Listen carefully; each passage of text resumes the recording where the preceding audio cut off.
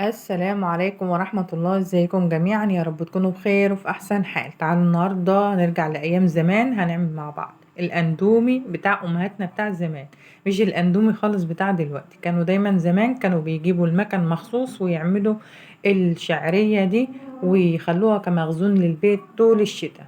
بجد كان بيبقى طعمها حلو جدا وريحتها كانت بتبقى حلوة جدا. كان بيبقى لها يوم مخصوص كده، كانوا بيجيبوا المكن والست كانت بتاجي تعمله وينشروها بقى على السطح، وبعدين يبدأوا ان هم يحمصوها. فلقيتها بقى مع البياع في السوق، فحبيت اجيبها واوريكم الطريقة بتاعتها للي حابب يعملها، لان اكيد ناس كتير بتشوفها مع الناس في الاسواق وما بتعرفش هي ايه دي ولا بتتعمل ازاي. بيكون مكيسينها بقى بالشكل ده، وبيكون شكلها كده زي ما انتوا شايفين. بيقولوا عليها شعرية، ما بيقولوش عليها اندومي ولا حاجة. ده انا بس بقارنها بالاندومي بتاع دلوقتي، بس هي صحية واحسن من الاندومي بتاع دلوقتي اللي العيال ولادنا طالعين فيه.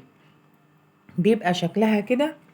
هما طبعا بينزلوها من المكنة، بتبقى رفيعة بالشكل ده، وبيحطوها بقى على المطارح او على الغربات، وبينشفوها بقى فوق على السطح في الشمس. وبعدين بعد ما تنشف في الشمس بينزلوها بقى بيحمصوها في الفرن، بتنشف وبتبقى بالشكل ده.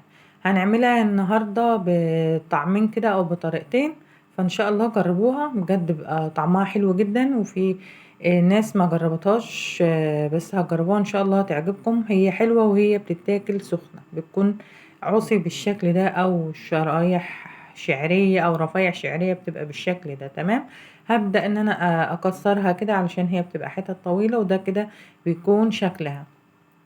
بجهز هنا بقى حلة مية سخنة، وهنبدأ ان احنا نسلقها زيها زي المكرونة عادي لحد لما بتاخد السوا بتاعها العادي. تمسكي كده قطعة تلاقيها اتقطمت في ايدك، يبقى هي كده استوت. بيكون شكلها كده. وطبعا في حتت هتلاقوها عمت على الوش، بيكون هو حمصها بس حتت اتحرقت منه، مفيش اي مشكلة خالص. هسيبها بقى بتغلي، بتعمل رغوي بالشكل ده عشان الدقيق اللي بيكون طبعا متغلف بيها. هبدأ ان انا اشيله، وهسيبها بقى لحد لما تستوي خالص، وبعدين هبدأ اخدها على الحوض في المصفى وهصفيها، بس مش هشطفها بمية ولا حاجة. هي بتتاكل بعد ما بتتصفى وهي بتكون سخنة كده.